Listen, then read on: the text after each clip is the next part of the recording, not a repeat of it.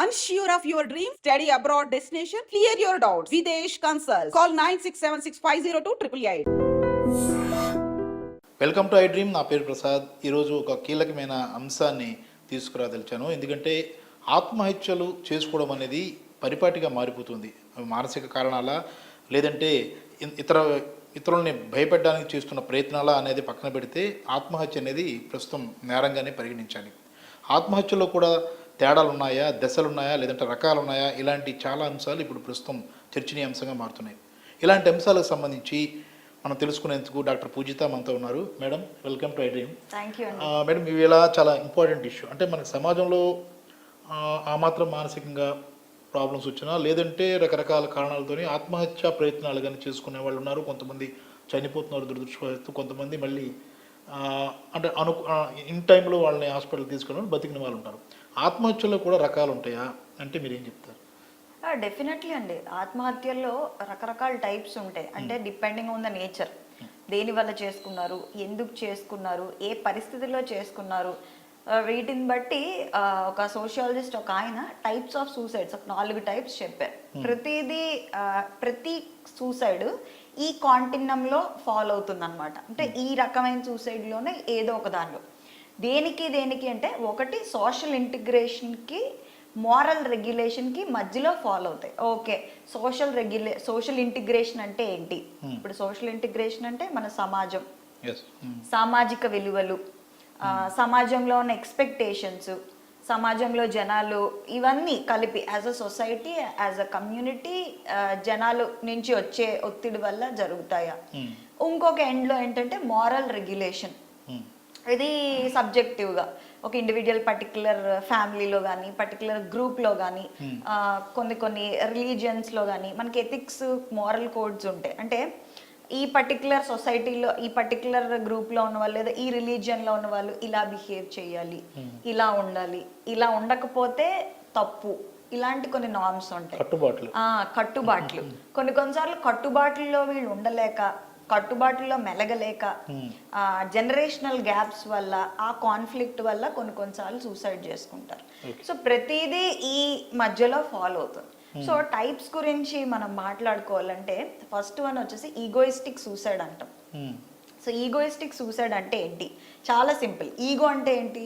నేను, నా అహంకారం అనుకుంటారు. బట్ ఇక్కడ ఈగోయిస్టిక్ సూసైడ్ అంటే ఏంటంటే ఆ పర్టికులర్ పర్సన్ ఎవరైతే ఉన్నారో మొత్తం సమాజం వాళ్ళని వెలివేసేస్తుంది. అంటే నాట్ లిటరలీ వెలివేయడం, వీళ్ళు సమాజంతో కలవలేరు. ఫర్ ఎగ్జాంపుల్, వీళ్ళు ఫంక్షన్స్కి వెళ్ళినా, బయటకి ఎక్కడికి వెళ్ళినా, చుట్టాలతో కానీ మిగతా వాళ్ళతో కానీ వీళ్ళు కలవలేరు. ఫస్ట్ ఆఫ్ ఆల్ దేనివల్ల పక్కన పెట్టండి, ఫైనాన్షియల్గానా, లేదా వీళ్ళు మాట్లాడలేక, లేదా వీళ్ళ అపియరెన్స్ బాగాలేక, లేదా వీళ్ళ స్టేటస్ బాగాలేక, రీజన్స్ ఏమైనా అవ్వచ్చు, లేదా ఎడ్యుకేషనల్ బ్యాక్గ్రౌండ్ బాగాలేక, లేదా వాళ్ళ పేరెంట్స్ ఇంకేదోనా, ఏదైనా కావచ్చు. బట్ సమాజంలో వీళ్ళు సమాజం వీళ్ళని యాక్సెప్ట్ చేయదు. వీళ్ళు వెళ్ళి ట్రై చేసినా సరే అది వర్కౌట్ అవ్వదు అనమాట. సో అలాంటప్పుడు వీళ్ళు ఒంటరి వాళ్ళు అయిపోతారు. కొన్నిసార్లు కొన్ని పరిస్థితులు వాళ్ళు ఏదో తప్పు చేసి ఉండొచ్చు, సమాజం మళ్ళీ వాళ్ళని తీసుకోవడానికి యాక్సెప్ట్ చేయకపోవచ్చు. సో ఈ టైంలో టూ మచ్ ఇండివిడ్యువలైజేషన్ అయిపోతారు, ఓన్లీ వాళ్ళే. సో ఒంటరితనంలో దీనిలో ఇంకా ఉండలేక, సమాజంలో వెళ్ళి కలవలేక, ఎవరితో వెళ్ళి మాట్లాడలేక, వాళ్ళకు కూడా స్కిల్స్ ఉండవు. అంటే వెళ్ళి మాట్లాడి ముందుకెళ్ళి స్కిల్స్ ఉండవు, చొరవ ఉండదు. సో అలాంటప్పుడు ఏంటంటే ఫ్యామిలీ నుంచి, ఫ్రెండ్స్ నుంచి, అందరి నుంచి ఒంటరిగా అయిపోయిన వాళ్ళు సూసైడ్ చేసుకుంటారు. నెంబర్ 1. సెకండ్ వన్ వచ్చేసి ఆల్ట్రూయిస్టిక్ సూసైడ్ అంటాం. ఈ ఆల్ట్రూయిస్టిక్ సూసైడ్ అంటే ఏంటంటే వీళ్ళకి టూ మచ్ ఒక గ్రూప్ ఉందనుకోండి, గ్రూప్ లో ఎక్స్పెక్టేషన్స్ వీళ్ళు చెయ్యాలి, వీళ్ళకంటూ సే ఉండదు. అంటే ఇప్పుడు మనం ఉన్నాం, ఇప్పుడు నాకు ఒకటి ఇష్టము, నాకు ఒక గోల్, ఇది నా ఇష్టము, ఇది నాకు ఇష్టం లేదు, లైక్స్, డిస్లైక్స్, నా లైఫ్ స్టైల్ ఇలా ఉండాలి, నేను ఇలా తయారవ్వాలి, లేదా నేను ఇలా ఉండాలి అనుకునేది ఒక టైప్. కానీ ఈ ఆల్ట్రూయిస్టిక్ సూసైడ్ టైప్ లో ఏంటంటే వాళ్ళకి వాళ్ళు అంటూ వాళ్ళ లైక్స్, ఇష్టాలు, అయిష్టాలు ఏముండవు. పక్క వాళ్ళు ఏం చెప్తే అదే చెయ్యాలన్నమాట. గ్రూప్ టూ మచ్ కంట్రోల్ ఉంటుంది ఆ గ్రూప్ తాలూకా. అంటే ఆధారపడ్డం కాదు, వాళ్ళు ఏం చెప్తే వీళ్ళు అదే చెయ్యాలి. ఓకే, ఆదేశిస్తే ఇది చేయాలి. ఏం చెప్తే అది బానిస అలాగా. కంప్లీట్లీ బానిస కాదు అంటే మీరు చూసారా టూ మచ్ ఎక్స్పెక్టేషన్స్ అన్నమాట. ఓకే. వీళ్ళు ఏంటంటే వాళ్ళ ఫ్యామిలీ మెంబర్స్ కోసమో లేదా పర్టికులర్ ఫ్రెండ్స్ గ్రూప్ కోసమో వాళ్ళు త్యాగం చేసేసే అంత వాళ్ళ ఓన్ లైఫ్ తీసేసుకుంటారు Okay. వాళ్ళని సాటిస్ఫై చేయలేకపోతే. అవును అవును. So that is altruistic suicide. కొన్ని అందులో రకరకాల కేసెస్ ఉంటాయి. ఇప్పుడు మనది వైడ్ కంటిన్యూమ్. ఇప్పుడు మనం అన్నిటినీ తీసుకొచ్చి ఒక దానిలో పెట్టలేం. But most of the broad దీనిలో చూసుకున్నట్లయితే ఇది దాని వెనకాతలు ఉన్న రీజన్ అన్నమాట. మేబీ వాళ్ళకి జాబ్ లేక వీళ్ళు ఆధారపడచ్చు, అవన్నీ సెకండరీ ఇష్యూస్ అవన్నీ. సో మూడోది వచ్చేసి ఎనామిక్ సూసైడ్ అంటాం. ఎనామిక్ సూసైడ్ ఏంటంటే ఎనామిక్ సూసైడ్, ఇంకా నెక్స్ట్ వచ్చేసి ఫ్యాటలిస్టిక్ సూసైడ్. ఫ్యాటలిస్టిక్ సూసైడ్ గురించి ముందు మాట్లాడుకుందాం. ఫ్యాటలిస్టిక్ సూసైడ్ అంటే ఏంటంటే విపరీత పరిస్థితులు ఇలాంటివి ఏమవుతాయి అంటే ఫ్యాటలిస్టిక్ సూసైడ్స్ చాలా ప్రెషర్ వాళ్ళ మీద పెట్టేస్తారు అనుకోండి. ఫర్ ఎగ్జాంపుల్ ఇప్పుడు ఎడ్యుకేషన్ గురించి టూ మచ్, రేపు ఉదయం నాకు ఎగ్జామ్ ఉంది, రకరకాల ప్రాబ్లమ్స్ ఉన్నాయి నాకు ఇంట్లో, నేను నా ఎగ్జామ్కే ప్రిపేర్ అవ్వాలా లేదా ఇంట్లో ఫ్యామిలీ ఫినాన్షియల్ లాసే చూసుకోవాలా ఇంకేదో చూసుకోవాలా, ఇలా too much pressure. And also మనం చూసుకున్నట్లయితే ఎకనామికలీ కొంచెం పేదవాళ్ళు, ఈ ఫ్యాక్టరీస్ లో పనిచేసే వాళ్ళు వీళ్ళు ఉంటారు చూసారా. సో వీళ్ళ మీద ఏంటంటే టూ మచ్ ప్రెషర్, ఇంట్లో ప్రెషర్ తట్టుకోలేక ఇంకా వాళ్ళకి దారి ఉండదు, చావో రేవో అంటారు చూడండి, టూ మచ్ ప్రెషర్ అన్నమాట. ప్రపంచంలో అందరు వాళ్ళ మీద ప్రెషర్ పెడతారు, ఇంకా ప్రెషర్ తీసుకోలేకపోతే వాళ్ళు చచ్చిపోవాలి, ఇంకొక దారి ఉండదు, ఎస్కేప్ రూట్ ఉండదు. సో భయంకరమైన టైప్ ఆఫ్ సూసైడ్ ఏంటంటే ఫ్యాటలిస్టిక్ సూసైడ్. ఇంకా ఎనామిక్ సూసైడ్ లోకి వస్తే ఇదేంటంటే ఏదైనా మన సొసైటీలో కానీ, సొసైటీ కూడా కాదు, సిట్యుయేషన్ ఆర్ ఈవెంట్స్. మొన్న కరోనా వచ్చింది, ఒక చేంజ్.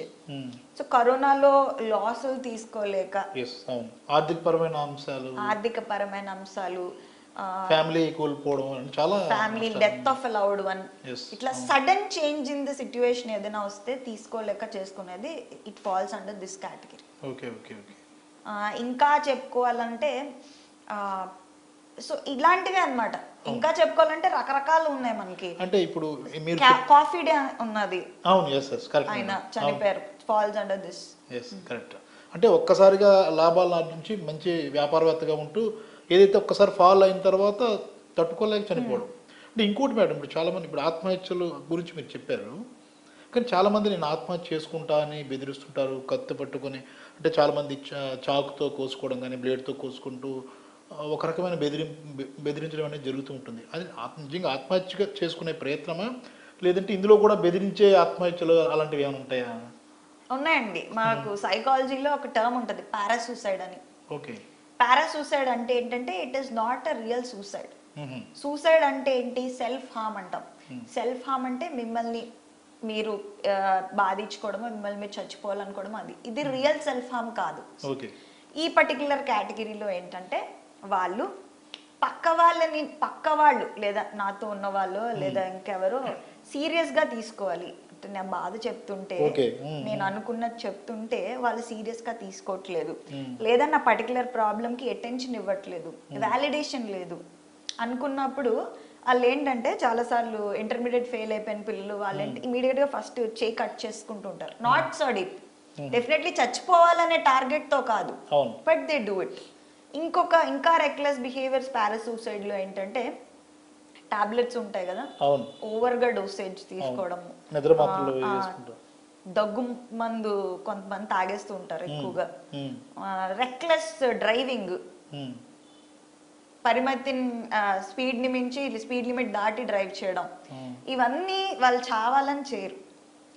నాకున్న ప్రాబ్లం సీరియస్, నేను చచ్చిపోవాలనుకుంటున్నాను, పక్క వాళ్ళకి తెలియాలని చేస్తారు. The intention is not killing oneself, చచ్చిపోవాలని కాదు. కానీ చాలా సార్లు దురదృష్టవశాత్తు ఏమవుతుందంటే ఇవన్నీ సూసైడల్ గెస్చర్స్ అంటాం. ఈ సూసైడల్ గెస్చర్స్ కి యాక్చువల్ సూసైడ్ కి తేడా ఉంటుంది. బట్ కొన్నిసార్లు వీళ్ళకి తెలియకో తెలుసో ఇంటెన్సిటీ ఎక్కువ అవడం వల్ల చచ్చిపోతూ ఉంటారు. ఓకే. అంటే మేడం ఇప్పుడు మీరు చెప్పారు పారా సూసైడ్ అని చెప్పారు కదా, ఇందులో కూడా మానసికపరమైన ఒత్తిడి ఉంటుందా, లేదంటే మీరు అన్నట్లు కేవలం నాది సమస్య, నేను ఇలా టెన్షన్ ఫీల్ అవుతున్నాను కాబట్టి అందరికీ తెలియాలనే ఉద్దేశంతో చేసే దీనిలో మానసికపరమైన ఒత్తిడి ఉంటుందా? డెఫినెట్లీ వాళ్ళు ఎవరైనా పారాసూసైడ్ అటెంప్ట్ చేశారంటే first of all they have to be considered as ఒక పేషెంట్ లా, అంటే దీనిలాగే ట్రీట్ చేయాలి. వాళ్ళు మానసికంగా వల్నరబుల్ గా ఉన్నారు, మానసికంగా అంత ఆరోగ్యంగా లేరు అన్నట్టే మనం ట్రీట్ చేయాలి. అంతేగాని ఇప్పుడు నేను చెప్పానని చెప్పి ఆ టీవీలో సైకాలజిస్ట్ చెప్పారు నువ్వు పారాసూసైడ్ చేసుకుంటున్నావు ఏం లేదు అని చెప్పి మీరు కానీ ఏదైనా అంటే వాళ్ళు చేసేసుకుంటారు. సో ఎవరైతే ఈ పారాసూసైడ్ చేసుకున్నారో దెర్ ఇస్ 100% ఆర్ 90% రిస్క్ అందరికీ ఉంది. ఏదో ఒక రోజు వీళ్ళు సూసైడ్ చేసుకుంటారు, రిస్క్ ఉంది. కాబట్టి మనం వాళ్ళని అప్పుడు తీసుకొని కంప్లీట్ సర్వైలెన్స్ లో పెట్టుకుని వాళ్ళకి psychological assessment, mental health checking చేయించి వాళ్ళకి ఏమైనా ఫిజికల్ హెల్త్ ప్రాబ్లమ్స్ ఉన్నాయా, కొన్నిసార్లు మేజర్ హెల్త్ డయాగ్నోసిస్ అంటే క్యాన్సర్ డయాగ్నోసిస్ అయినప్పుడు, ఇంకేదైనా భయంకరమైన వ్యాధి డయాగ్నోసిస్ అయినప్పుడు కూడా ఇలాంటివి చేస్తూ ఉంటారు. అంటే సూసైడో కాదో మనకు తెలీదు, సో చెక్ చేసుకోవాలన్నమాట. అండ్ మెంటల్ హెల్త్ అసెస్మెంట్ కూడా వాళ్ళకి ఏమైనా వ్యాధితో, అంటే వ్యాధి అనను, మెంటల్ హెల్త్లో ఏమైనా ఇష్యూస్ ఉన్నాయా అనేది చెక్ చేసుకుని అప్పుడు దానికి తగిన మెడికేషనో థెరపీయో స్టార్ట్ చేసుకుని చేసుకోవాలి. బట్ పారాసూసైడ్ చేసుకున్నారని చెప్పి వాళ్ళకి ఏం లేదు అని కాదు, definitely they have to get checked. అప్పుడు దాన్ని బట్టి దే కెన్ గో. రైట్. అంటే ఇప్పుడు ఆత్మహత్య అనేది కూడా నేరంగా ప్రస్తుతం పరిగణిస్తుంది ఐపీసీలో. అంటే మీ మానసిక శాస్త్రం ఏం చెప్తుంది? ఆత్మహత్య చేసుకోవడాన్ని నేరంగా పరిగణించి వాళ్ళని అరెస్ట్ చేయాల్సిన పరిస్థితి ఉంటుందా, లేదంటే అదే మెంటల్ హెల్త్ యాక్ట్ అనేది ఏం చెప్తుంది madam? Yeah, mental health care act అని 2017లో వచ్చింది. సో ఇది చాలా మందికి తెలీదు. 309 ఐపీసీ ఏం చెప్తుందంటే సూసైడ్ చేసుకోవడం ఆర్ సూసైడ్ ట్రయల్ చేసుకోవడం నేరం. ఎప్పుడు నేరం? స్ట్రెస్, స్ట్రెయిన్ ఇవేమీ లేకుండా, అంటే మానసికంగా ఏం ప్రాబ్లం లేకుండా చేసుకుంటే అప్పుడు నేరం. అది ఎలా తెలుస్తుంది మేడం? అందుకే యాక్చువల్లీ మామూలుగా ఇంతకు ముందు తీసుకున్నట్లయితే మీకు పోలీసులు ఎవరైనా సూసైడ్ అటెంప్ట్ చేసుకున్నా ఏం చేసుకున్నా వెంటనే అరెస్ట్ చేసేవారు. బట్ ఇప్పుడు అలా లేదు. ఎందుకంటే మెంటల్ హెల్త్ కేర్ యాక్ట్ ఏం చెప్తుందంటే వాళ్ళు సూసైడ్ చేసుకున్నారంటే వాళ్ళని అరెస్ట్ చేయకూడదు, first they have to get checked. అంటే వాళ్ళకి స్ట్రెస్ వల్ల జరిగిందా, లేదా వాళ్ళ యాంగ్జైటీ లెవెల్స్ ఏంటి, ఎందుకు చచ్చిపోయారు, అంటే చుట్టుపక్కల అంతా 360 degreesలో తీసుకుంటారు. ఫ్యామిలీ వల్ల, స్పౌజ్ అంటే హస్బెండ్ ఆర్ వైఫ్ వల్ల, ఫైనాన్షియల్ లాస్ వల్ల, ఇంకేమైనా మెంటల్ హెల్త్ ఇష్యూస్తో ఇదవుతున్నారో, స్ట్రెస్ పడుతున్నారో, ఇవన్నీ తీసుకుని ఇది కాకుండా మిగతా దానివల్ల వేరే ఎక్స్ట్రా రీజన్ వల్ల చనిపోయారంటే they can be called by the police, వాళ్ళని ఇంట్రాగేట్ చేయొచ్చు.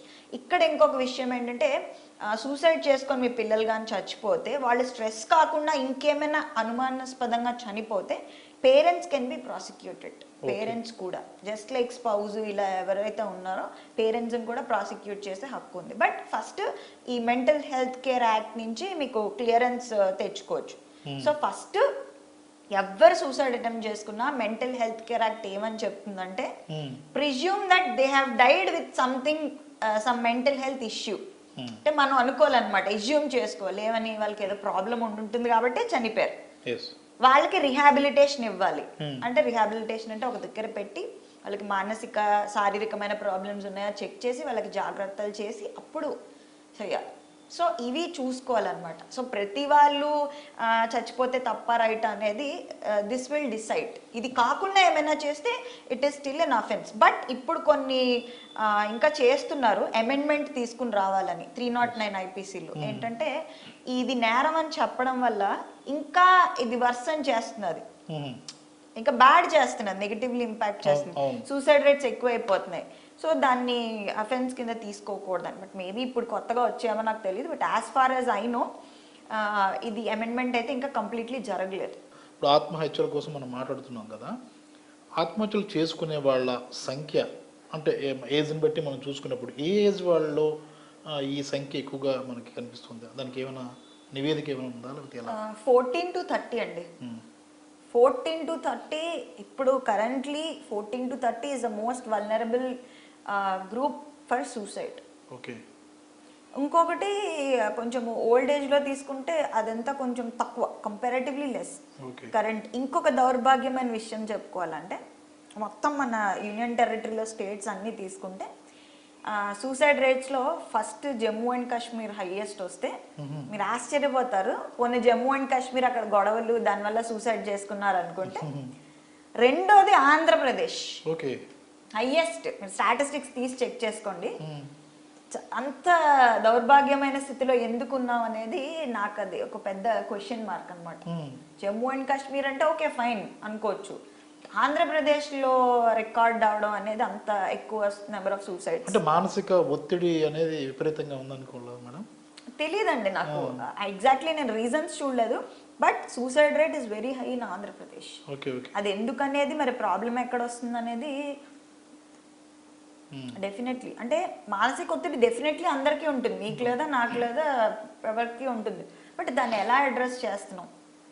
సో యాక్చువల్లీ మన government of India actually national suicide prevention policy అని ఒకటి తీసుకొచ్చింది 2022లో. ఓకే. అదేంటి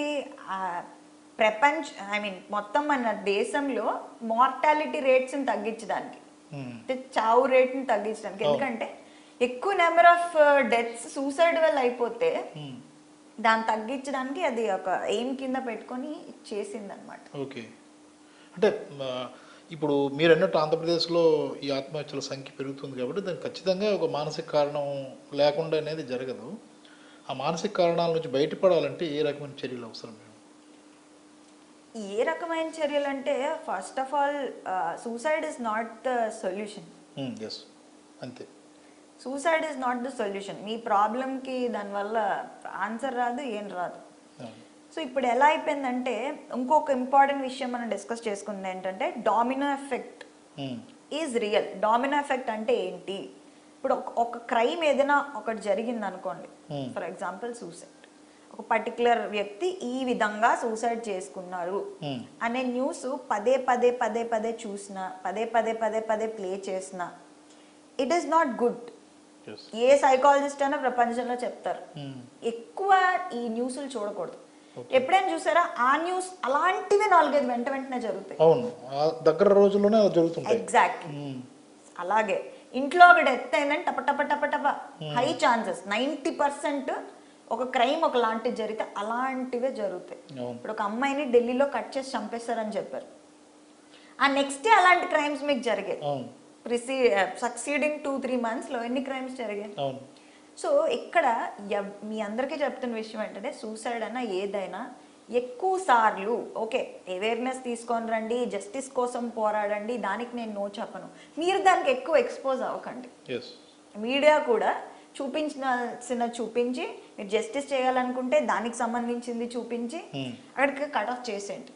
టూ మచ్ ఆఫ్ ఇది ఏంటంటే అది జనాల్లో ఏంటంటే ఇద్దరు ప్రేరేపిస్తుంది, నువ్వు ఇలా చేసుకో, కాన్షియస్లీ కాదు సబ్ కాన్షియస్లీ. హత్యలైనా సరే వెళ్ళి చంపేశారు, మర్డర్స్ ఇలాంటివి, అది కూడా మనం ఎందుకు చేయకూడదు, అది జరిగింది కదా. సో దాన్ని గుణపాఠం కింద తీసుకోకుండా కొంతమంది ఇలా కూడా కాన్షియస్లీ కాదు అగైన్. సో ఇవన్నీ గుర్తుంచుకొని తీసుకోవాలి. మీరు అన్నట్టు ఎందుకు జరుగుతున్నాయంటే మళ్ళీ మనం మాట్లాడుకోవాల్సిన ఫ్యాక్టర్స్ పేరెంట్స్, టీచర్స్, చుట్టుపక్కల ఉన్న రిలేటివ్స్, మనమే ఒక పర్సన్ ఇన్ సొసైటీ, మనం యాజ్ అ సొసైటీ ఇప్పుడు చూస్తున్న వాళ్ళు కానీ మాట్లాడుతున్న వీ ఫార్మ్ అ సొసైటీ, మనం అందరం కలిపి మనము కొంచెము కైండ్గా ఉండాలి, మరీ రూడ్గా. మొన్న 2-3 వాటిల్లో చెప్పాను, ఎప్పుడు మనం పక్క వాళ్ళని జడ్జ్ చేస్తూ ఉండకూడదు. ఎవరి దగ్గర ఏం లేదో చెప్తూ ఉంటారు. గరికపాటి గారు కరెక్ట్గా చెప్పారు. ఆయన చెప్పింది నేను ఇప్పటికీ ఇచ్చేస్తున్నాను ఏంటి, ఎవరి దగ్గర ఏం లేదో వెళ్ళి మాట్లాడకండి, మీకు అది ఈజీ విషయం. ఇంకొకటి ఏంటంటే చాలామంది ఈ అమ్మాయి దగ్గర మొబైల్ తీసుకోవడం వల్ల చనిపోయింది అని హెడ్లైన్ వేస్తారు. అది తల్లిదండ్రులు కూడా ఇంకేదో వెర్షన్ చెప్తారు. మనకది జస్ట్ మొబైల్ తీసుకోవడమే.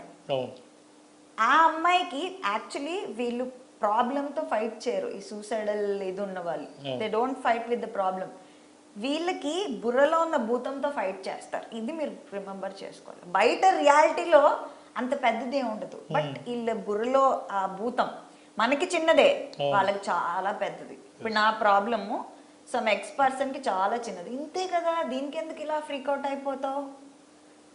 ఆ పర్టికులర్ పర్సన్కి దానికి సంబంధించి రకరకాల భూతాలు బ్రెయిన్లో తిరుగుతూ ఉంటాయి.